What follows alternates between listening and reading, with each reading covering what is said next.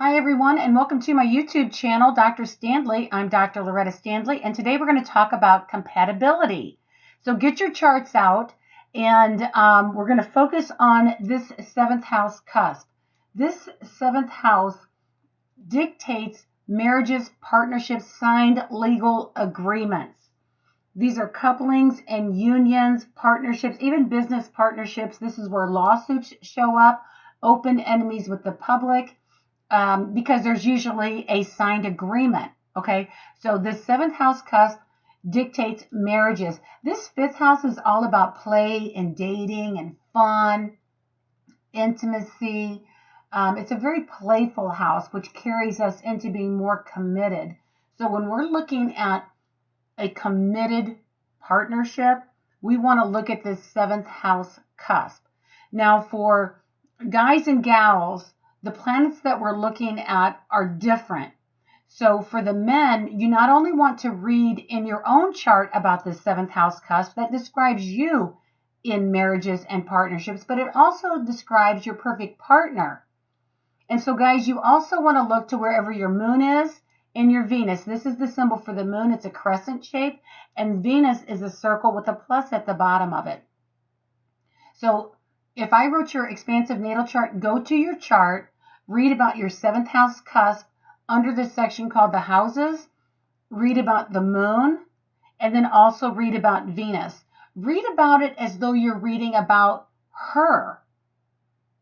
And girls, ladies, if you're wanting to know about your perfect man, then you read the seventh house cusp as though, because it not only describes you, but it also describes your perfect man. This is your type. And so you would not only read about the seventh house cusp, you would read about your sun, which is the circle with the dot, and Mars, which is the circle with an arrow off of it. The sun and Mars is the testosterone, the masculine energy in your chart, ladies. Okay? And for the guys, your moon and Venus, that's the estrogen, that's the feminine energy in your chart. So 70% of you is the masculine, and then that 30% are these feminine traits. And that's where you want to get in touch with your feminine side, and you would couple up with somebody that satisfies that. Just the same for the girls. So you're coupling up with someone who can satisfy this sun, Mars, this masculine energy, that 30% of you. It's like this. Look at this little drawing I made. It's very raw, folks. Okay, so here's the yin-yang energy. It's yang, not yang. Anyway, so here's the feminine swirl with the dot, and here's the masculine swirl with the dot. So ladies, if this is all of you, all you and all your feminineness, that dot is that 30% masculine. That's the seventh house cusp, Mars, and the sun. And guys, here is your masculine energy. That's all you and your masculinity. And then there's that dot, the dot in your swirl, the estrogen feminine energy is the seventh house cusp, the moon, and Venus. So you have a type. If you read these places in your chart as though you're reading about her or him, then you're going to get a better understanding of why it's such a good match. Now, there's also other things in the chart that would dictate a perfect relationship. For myself, to have a playful partner is very important to me. That's just me. Where this fifth house cusp is just not just the fifth house cusp, but the planets that are in that fifth house are very important for someone like myself who really wants to have fun. So, and a lot of people are going to be like that, where you find that there are going to be some qualities of that fifth house, and you want to bring that out if that is really what your attraction is. Okay, so read these charts like you're reading them about someone else.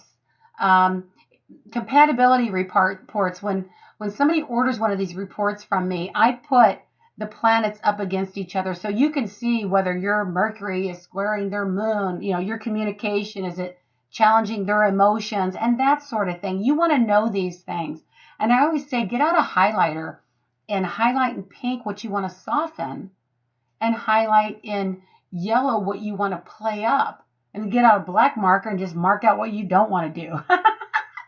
But anyway, folks, this really isn't that hard.